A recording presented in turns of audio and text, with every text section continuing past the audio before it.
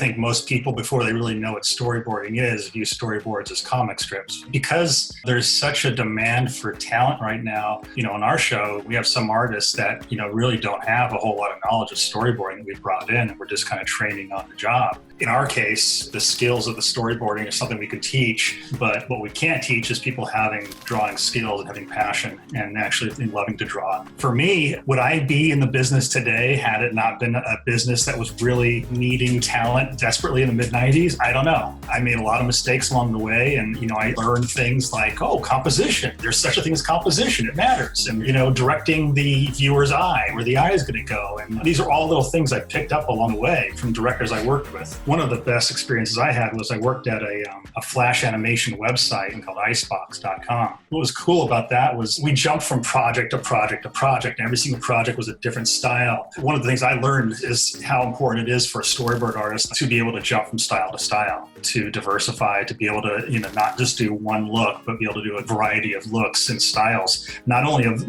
drawing style, but humor or action. They all have very, very different requirements and needs. I went to San Jose State for an animation illustration program, and the one thing that I would stress the most in terms of education is don't break your bank. Like, you don't need to go to Cal Arts to get an animation job, and especially in the day of internet, if you're graduated from college already, there are so many opportunities online for you to learn, to pick up free resources, to apply your knowledge. And so I would really strongly recommend that. I remember when I got into the business without going to art school, I was surrounded by people that were saddled with enormous debt. And I felt like I kind of snuck in the back door, and I had this, advantage because I didn't have this student loan I had to pay every month. So I would recommend, if you can get around doing it, which it kind of seems like you kind of can nowadays, there's nothing wrong with going to school, but if you can avoid putting yourself in debt, it might be something worth considering. For me too, something that really bridged the gap in terms of my artistic journey and getting into storyboarding was when I was on SpongeBob as a production assistant, and seeing everyone's art and seeing kind of what the standard was, it helped me to relearn that there's drawing and then there's also cartooning. And cartooning is something totally different from life drawing, for example. There are principles that apply,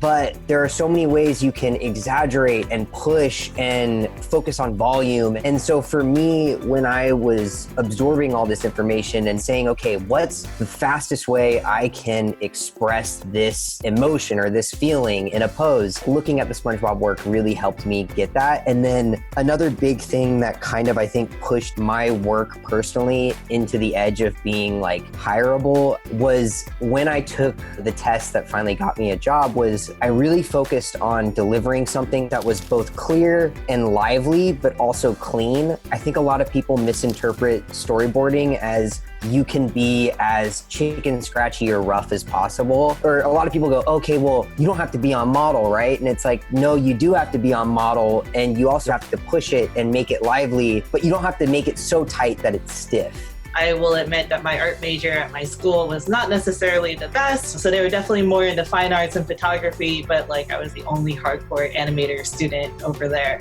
But when I came here and I took some classes at CDA, I had some really good mentors, really good people that really pushed me to my limits. While on the side I was making comics, I was trying to make original work. I always had that love of storytelling and trying to find a way to tell stories while drawing. A good way would probably be to study film. Don't just watch cartoons. You can watch everything. You can watch the good stuff, see what works there. You can watch the bad stuff once you understand why the good stuff works. And that's what I do in my off time. I'll just watch cartoons. I'll watch TV shows and be oh, I really love that shot, really love that composition, and start building that library in my brain. Shots I love, shots I don't like. And then everything else is a really cool logic puzzle to me. And that's what I really love about storyboarding is trying to figure out if I need to get to this really cool shot that I want to do here to emphasize this moment, how do I get there? And then be okay, well, now that I got there, does it work? Do I need to flip some characters? Do I need to rearrange some things? And that's the part I really find thrilling about my job. Ever since I was a kid, I know I wanted to make cartoons. A lot of people when I was growing up would either be one, their parents didn't support it because they're you won't make money in it, or they just didn't have that backing for it. But ever since I was a kid, I wanted to make cartoons. artist. What led me seriously to storyboarding was just like, I actually did want to be an animator first. And so I pursued that a lot more. And even like growing up, my art teachers would get mad because I was the kid still drawing cartoons when they said draw still life.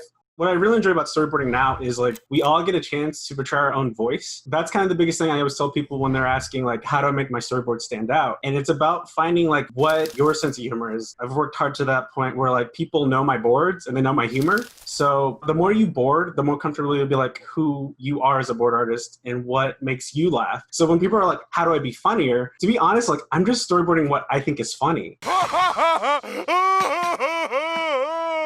Testing 1, 2, 3. We're going to dive deep into the world of storyboarding. 2D animation pipeline, 4-act structure. This is everything when it comes to character design. This session is for you all. We want to be as helpful as possible.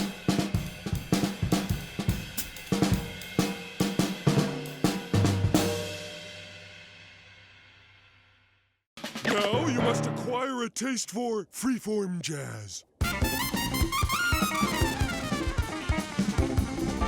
Okay, SpongeBob, you're ready.